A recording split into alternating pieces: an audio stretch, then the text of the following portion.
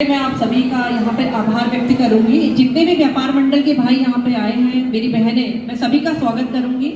मैं नामों की औपचारिकता तो नहीं करूंगी क्योंकि सारे लोग आप मेरे चिर परिचित हैं और हम लोग सरकार में हैं। मैं पहले तो यहाँ पे जो भी विशाल व्यापारी सम्मेलन, यहाँ के सम्मानित हमारे जो राष्ट्रीय अध्यक्ष श्री संजीव जायसवाल जी, हमारे डिम्पल भाई, परविंदर सिंह जी, दिगंबर भोजक जी, बालम जोशी जी, प्रदेश अध्यक्ष भाई विशाल शर्मा जी, करण यादव जी, डॉक्टर दिनेश उपाध्याय जी, अतुल गुप्ता जी, भूगन भट्ट जी, अतुल प्रताप सिंह जी, बाकी समस्त उपस्थित जन, मैं सभी का आभार व्यक्त करूंगी। मैं बहुत सौभाग्यशाली अपने आप को समझूंगी क्योंकि मैं यहाँ पर सबसे पहले यही कहना चाहूंगी व्यापारी भाइयों से कि हम लोगों का जो एक व्यापार मंडल की अगर मैं बात करूं तो व्यापार मंडल का गठन होता क्यों है। व्यापार मंडल का गठन होने के पीछे एक उद्देश्य होता है कि जितने भी हमारे नए व्यापारी भाई होते हैं जो नए नए व्यापार को शुरू करते हैं, उन लोगों को हम व्यापार मंडल के माध्यम से हम उनका सहयोग करें और जिससे कि उन्हें काम करने की प्रेरणा मिले। इसके साथ ही साथ उनको व्यापार करने में जितनी भी प्रॉब्लम्स आती हैं तो हमारा उन समस्याओं को हम लोग सॉर्ट आउट करें। और इसके लिए अगर हम चाहते हैं, देखिए व्यापार मंडल की अगर मैं बात करूं तो हमारे एक रीढ़ की हड्डी की तरह है व्यापार मंडल। जिस तरह से हम व्यापारी भाइयों की बात करें तो उनकी एक बहुत महत्वपूर्ण भूमिका रहती है, उनकी बहुत बड़ी एक ताकत रहती है। मैं अपने चेयरमैन काल के समय की अगर मैं बात बताऊं तो मैं तो व्यापारी भाइयों का बहुत यहाँ पे आभार व्यक्त करूंगी क्योंकि वहाँ पे जो मुझे डेली के पत्र आते थे, चेयरमैन के द्वारा जनता के पत्र आते थे, उसमें बहुत सी समस्याएं आती थी कि अतिक्रमण की समस्या है, तह बाजारी की समस्या है, बाकी अन्य अन्य बातें। लेकिन मैंने इसके लिए मैं बड़ी चिंतित भी थी कि मैंने कहा देखिए अतिक्रमण वाला मामला है, हम लोग जनप्रतिनिधि होते हैं, ये प्रशासन की एक व्यवस्था होती है कि अतिक्रमण हटे या ना हटे या जो लोग अतिक्रमण कर रहे हैं हम इसके लिए व्यापार मंडल को भी दोषित नहीं कर सकते हैं।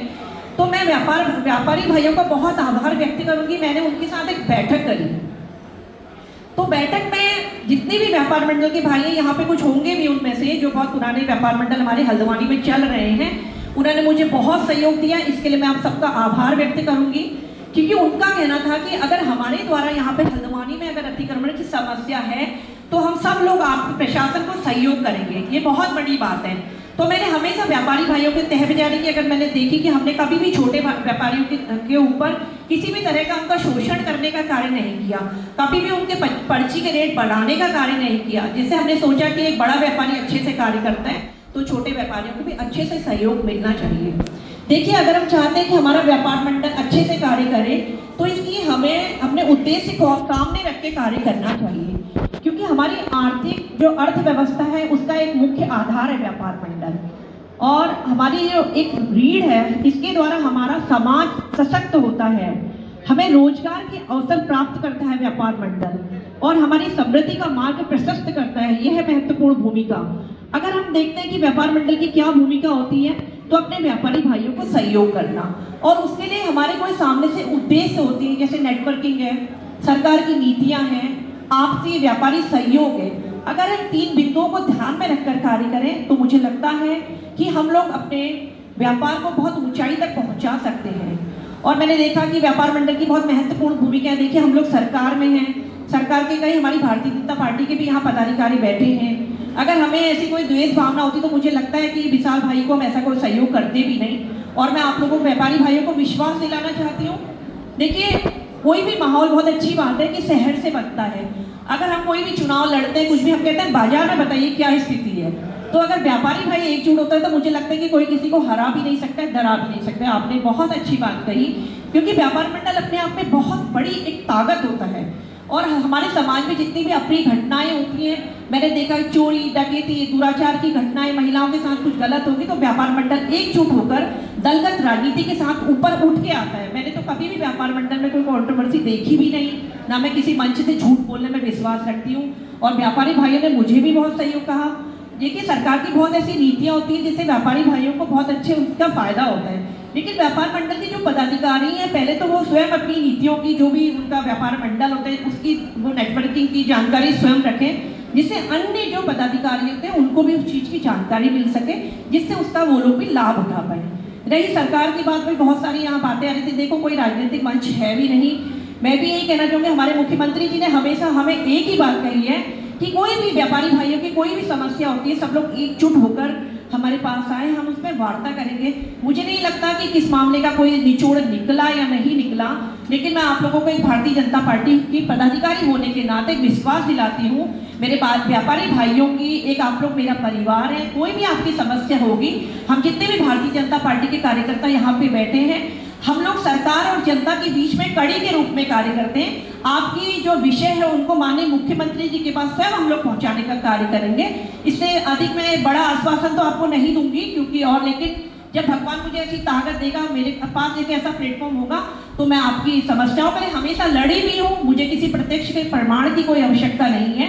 आगे मैं अपने व्यापारी भाइयों के साथ कंधे से कंधा मिलाकर चलूंगी। धन्यवाद। मैं आपसे एक फेवर भी चाहता हूँ। हमारे संगठन ने एक अभी रिक्वेस्ट की थी, ज्ञापन में दिया था नगर आयुक्त को, क्योंकि आप महिला भी हैं, हल्द्वानी में महिला शौचालय के लिए बड़ी दिक्कत हो रही है।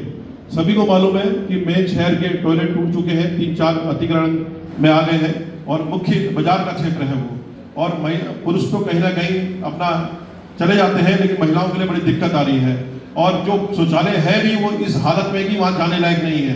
तो मैं चाहता हूँ आप आयुक्त साहब को फोन करें कि आप महिला भी हो और आप खुद एक चेयरमैन भी रही है, शायद महिलाओं की समस्या वो जल्दी मानेंगे।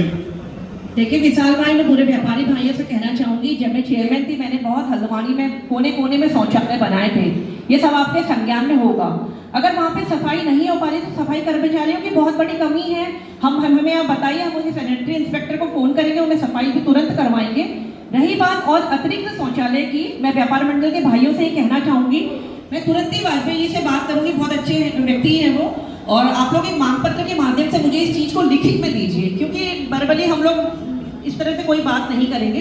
कोई भी काम प्रॉपर चैनल ही होता है। आप लोग मुझे लिखित में दें, मैं स्वयं उनसे वार्ता करूंगी, क्योंकि मैं भी एक महिला हूँ।